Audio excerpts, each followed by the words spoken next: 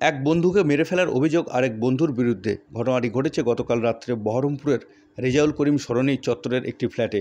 জানা গিয়েছে ওই ফ্ল্যাটে গতকাল রাত্রে দুই বন্ধু তাহেল ও মিনাল তারা ছিলেন।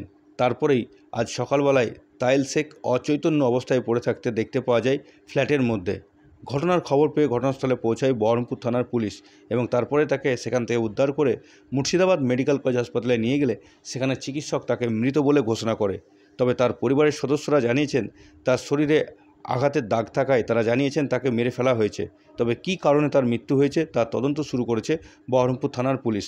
তার মৃতদেহ আজ সকাল 10টা নাগাদ ময়নাতদন্তের জন্য পাঠানো হয় হাসপাতালের মর্গে।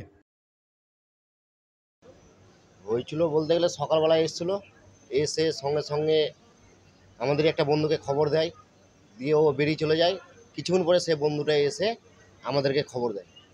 মানে এরা দুজন একসাথেই রাত্রির থেকে 6:30 থেকে টানা একবারে সারা রাত পর্যন্ত একসাথেই ছিল। মানে এমনি কোনো রকম কিছু ঝামেলা বা কিছু ঝামেলা সেটা তো বলতে পারবো না, একমাত্র ওই গার্ডই বলতে পারবে। আমরা তো কিছু বলতে পারবো না। এখন রাত্রি 10:30টার দিকে আমরা ফোন করেছিলাম বাড়ি থেকে, ফোন তুলেনি, তার সাথে আর ফোন ব্যাকও করেনি আমাদেরকে। মানে কি মনে হচ্ছে তোমাদের? ও কি আমাদের যেটা মনে হচ্ছে, গায়ে যা অবস্থা এখন, সেটা তো মারার দাগ আছে।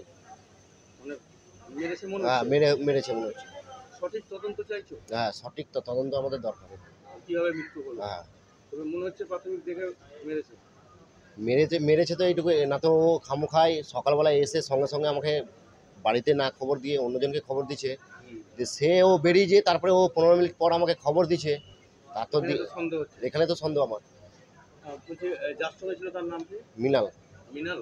আর তোমার এর নাম? এর নাম তাহেল শেখ। পায়েল। কি পুলিশ গিয়ে বডি নিয়ে এলো?